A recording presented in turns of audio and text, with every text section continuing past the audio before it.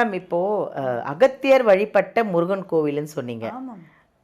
அங்க போனா என்னென்ன பிரச்சனைகள் தீரும் சொல்லுங்க? வியாதி பிரச்சனை எல்லாருக்கும் இருக்கு மேம். உலகம் பூரா இருக்கு. எல்லாரும் இப்போ நீங்கள் சொன்னீங்கன்னா அவங்கவுங்க போயிட்டு கொஞ்சம் நல்லா ஆனந்தமா இருக்கட்டும். கண்டிப்பாக மேம். ஸோ சித்த மருத்துவம் அப்படின்னாலே அகத்தியர் கொடுத்தது.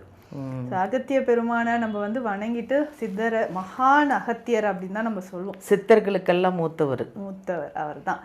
அதாவது சிவன் கிட்டேருந்து நேரடியாக சித்த மருத்துவத்தை கற்று அதுக்கப்புறம் 18 சித்தர்களுக்கு அவர் சொல்லி உலகம் பூரா இன்னைக்கு சித்த மருத்துவம் பரவி இருக்கிறது காரணம் முதன்மையான சித்தர் அகத்தியர் அப்படின்னு சொல்லி.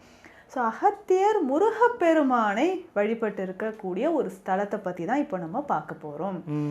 நம்ம சேலத்தில் இருக்கக்கூடிய ஊத்துமலை முருகன் பாலசுப்ரமணிய சுவாமி திருக்கோவில், இதுதான் அகத்தியர் வழிபட்ட முக்கியமான ஒரு ஸ்தலம்.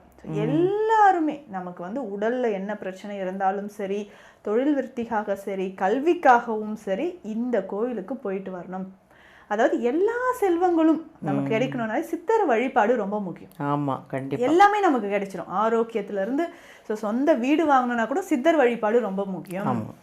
அப்படி இருக்கும்பொழுது இந்த ஊத்துமலை முருகன் கோயில் ரொம்ப பழமையான பிரசித்தி பெற்ற கோயில்.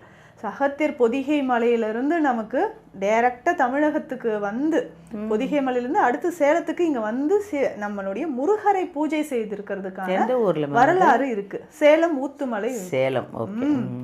ஸோ இங்க இருக்கு. இப்போ பொதிகை மலைனாவே நமக்கு தெரியும் அகத்தியர் வந்து ரூபமா அங்கதான் மலை ரூபமாகவே இருக்கிறார் அப்படின்ட்டு. ஸோ அடுத்தது இங்க வரார்.